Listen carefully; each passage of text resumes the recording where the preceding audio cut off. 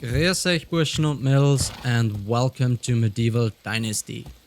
Now for those of you who don't know the game, this is basically an RPG slash survival slash building game brought to us by Toplitz Productions, which you can get on Steam.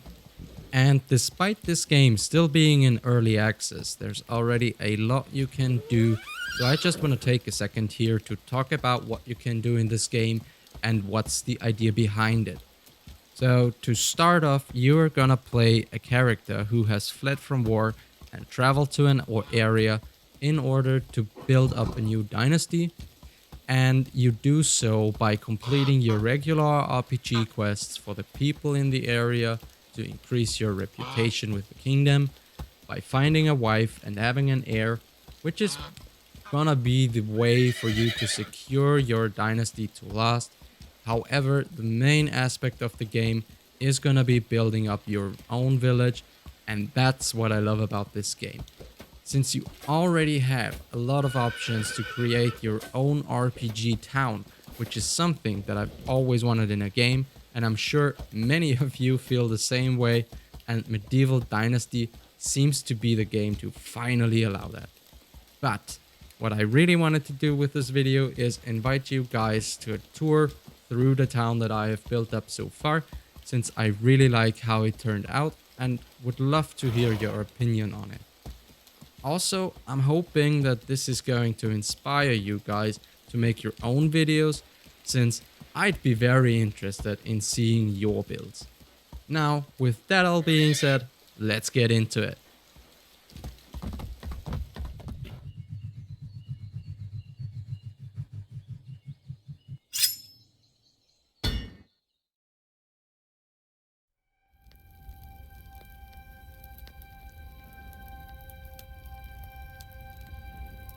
We are gonna start our journey at our mine, and as you can see on the map here, I've built up my mine at the cave just north of Baranica and Branica. And as you can see, there's actually a lot you can do in the cave when it comes to decorating. I myself was really surprised when I found out that you could put down fences within a cave. A little bit less surprised about the torches, however, very happy about that. And also I've put down all these planks in order to make it look like a mine that is actually being worked at, in the sense of these planks providing a path to roll your mining carts down on.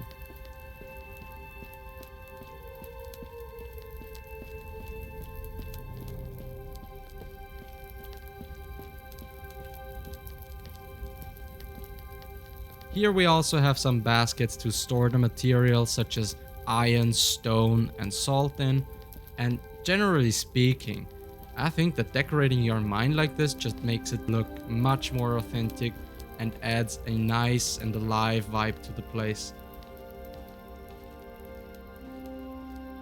Now, upon exiting our mine, you can see I have also provided all the tools for working the mine, along here with the fenced off storage area for the materials, as well as iron spears for defending the mine against marauders. And also this table right here for our miners' lunch breaks, which I'm sure they appreciate. And speaking of marauders, I have also come up with this way to build barricades, which I think fit nicely to this area, since iron, as of now, is the most valuable material in the valley. So it made sense to enhance the defenses around here. For these, you just need to put up wooden fences and put down your wooden spears accordingly in combination with a few planks.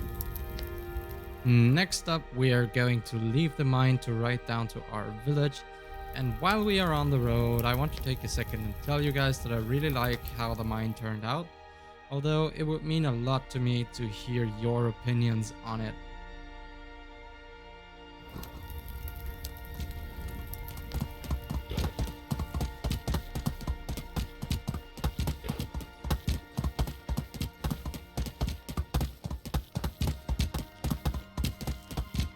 Here we are passing by Branica each time we travel to the mine. And to make the travel to our mine a little bit more interesting, I have built up this little alleyway with stone fences up here, added a couple of lanterns, and I have to tell you guys that I'm a big fan of these lanterns. I think what the developers did with implementing these is just great because it helps you so much to create a nice ambience within your whole village using these lanterns. And I think the lighting on these when it's dark out just looks amazing.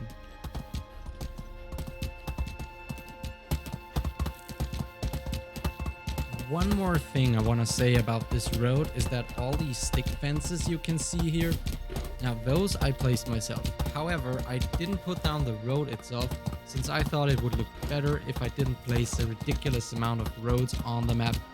And that reminds me of the reason for choosing the area for my village. Now, you have to understand that back when I started playing this game, there was no option to place roads yourself. Yet, I still wanted roads for my town.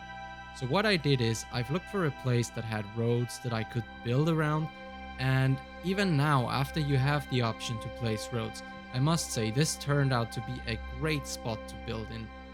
You see, you are close to water, you have a nice wooded area with tons of flatlands for your fields, you're close to a bunch of villages and merchants, and by choosing the mine up north, you will always pass by merchants and potential recruits for your village.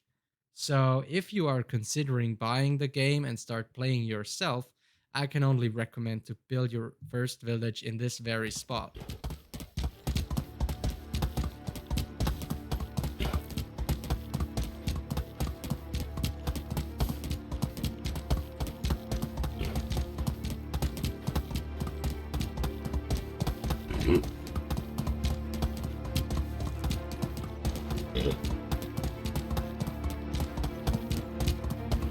At last, my fellow adventurers, we are about to arrive at the northeastern gate to my town. And I don't know about you guys, but with all the traveling, I must say, it's time for some ale. So first off, how else could it be? We are going to pay a visit to our beloved tavern.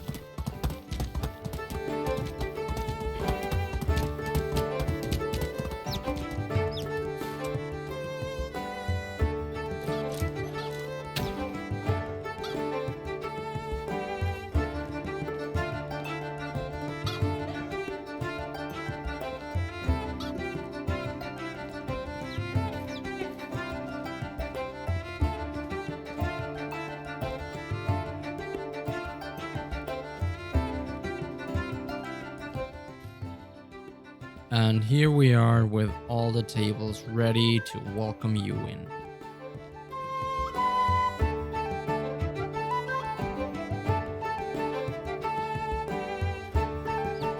And out back here, we both have the required storage area for the tavern, as well as an area for our hardworking innkeepers to go on breaks.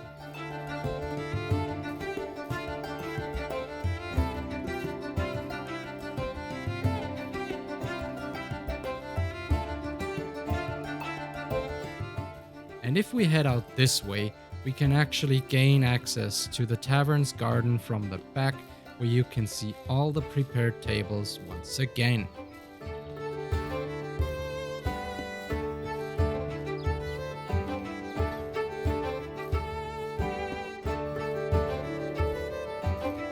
To continue our journey, we are going to take a look at this house, which is a great example of what I'm trying to do with each individual house.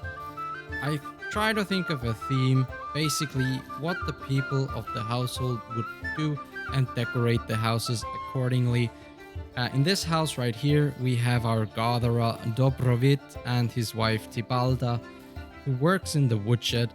So with the gatherer, it made sense to have a little field plot out here, the axe ready to go for Tibalda, as well as the archery stand for both of their training, which I imagine will come in handy for defending themselves against wild animals while on the job.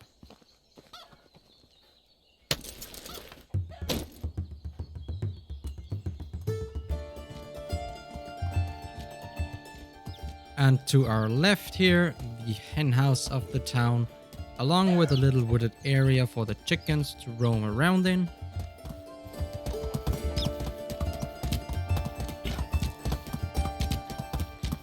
And before we go deeper into the village, we will be checking out the northern gate right here.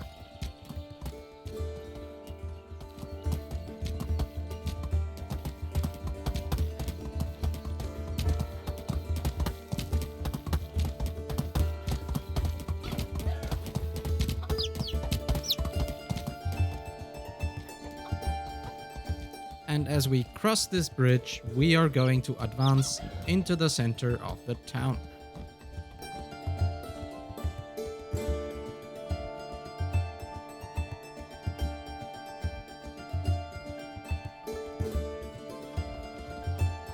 And over to our right here, you can see the fishing hut as well as the fenced off area with the stone walls where we keep our sheep and goats.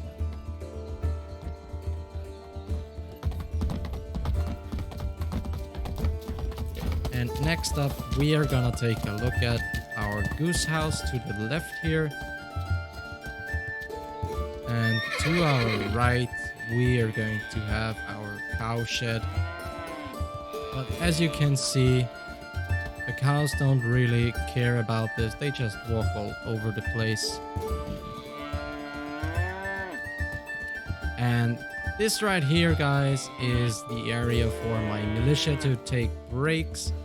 They always leave cups lying around. You know how it is with the military guys. Always drinking up to shenanigans. But what can you do?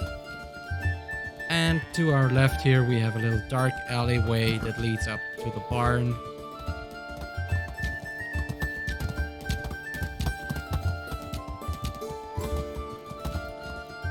And this right here is going to be our resource storage.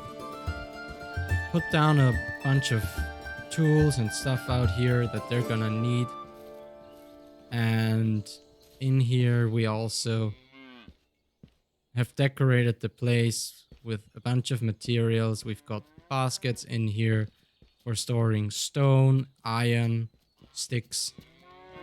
And over here we have our logs.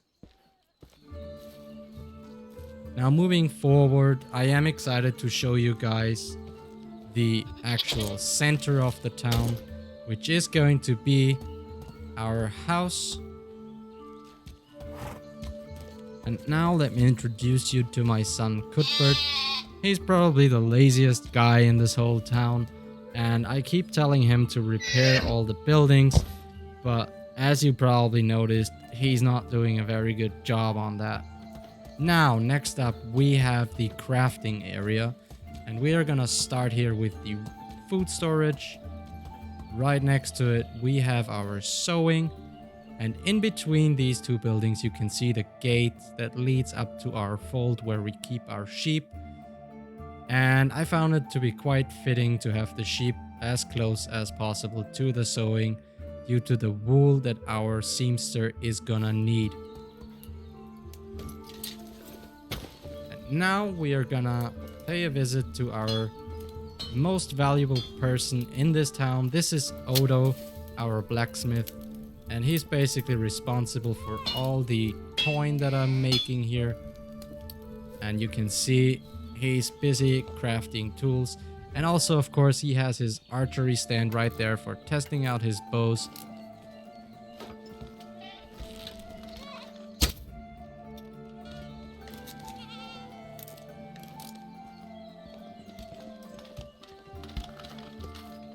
And as we are gonna exit this place again, to our right, we're gonna see his latest invention, the crossbow. Now, I've used my fair share of crossbows, but I must say that Odo's crossbows beat each and every one, so I'm quite lucky to have him in my town. And as we proceed here, we are going to arrive in the trading area. Now, in order to build this, I had to experiment a lot with the fences from the game and try to build up these little merchantry stands, but I would prefer having these stands right next to the crafting buildings. However, I didn't really have any space at my crafting buildings, and that is why I just tried this over here, and That's what I got for now. But for my next town, I do plan to do this a little bit different.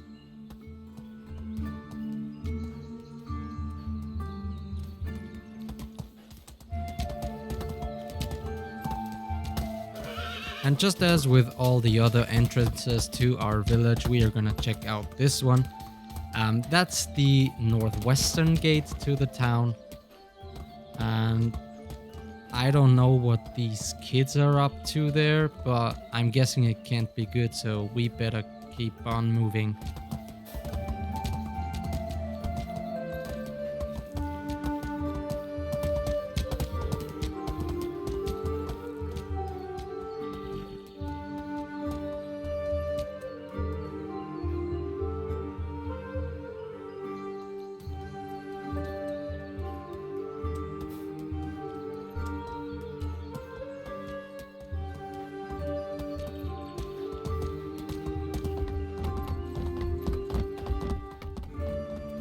Now, another thing that I wanted to take a closer look at is the fishing hut.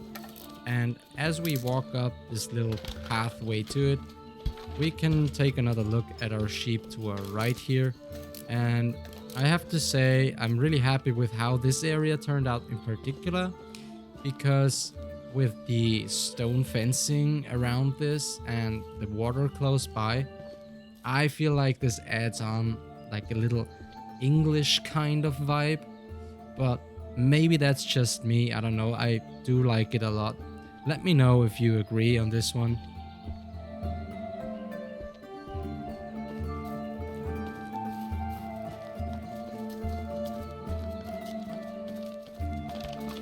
So let's move on to the next area, which is gonna be the main residential area.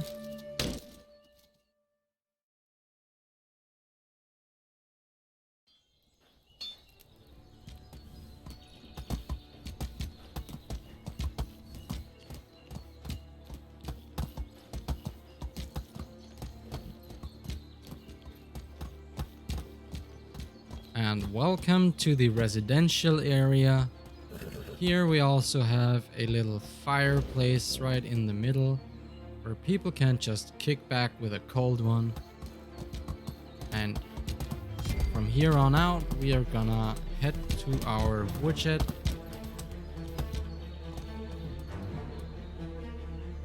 And as you guys can see, not only do I have my woodshed here, but also a little storage area for all the lumber that my hardworking lumberjacks are gonna collect.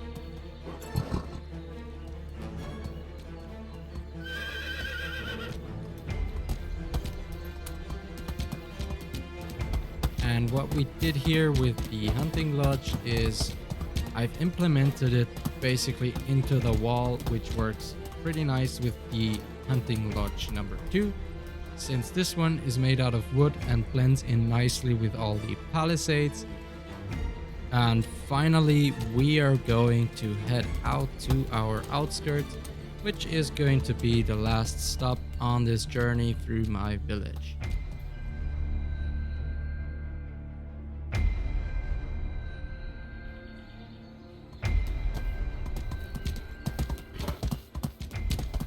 And while we head out, we can see to our right here, I've also prepared a little area where I would imagine talking to my folks, speaking to my people, and have political discussions.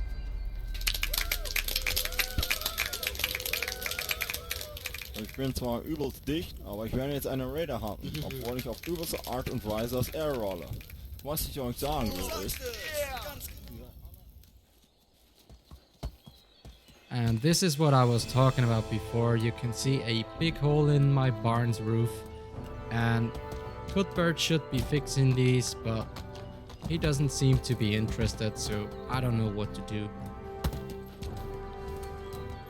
But now that we are out here, you can see all my crops, all my fields. And one thing that I need to mention here about the barn is that with the 2 entry points that it has, you can actually use this as a gate to your town like I did here. And I myself, I just think this looks amazing.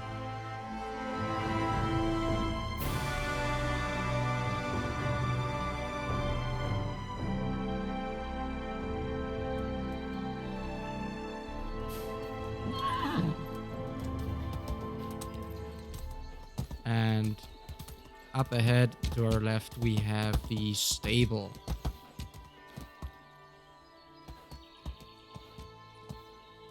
And over here, we have our main farmer's house, along with all the storage area that he needs for all his tools. And that's just about it for my village. Thank you for watching my video. I hope you enjoyed it. And as I have mentioned in the beginning of the video, I would love to hear your opinion. And also, I want to let you know that I am planning to make a series about building a new town by starting a new game in Medieval Dynasty. So if you guys are interested in seeing how I build up a new village, make sure to swing by my channel sometime. Have a good one, und viert euch!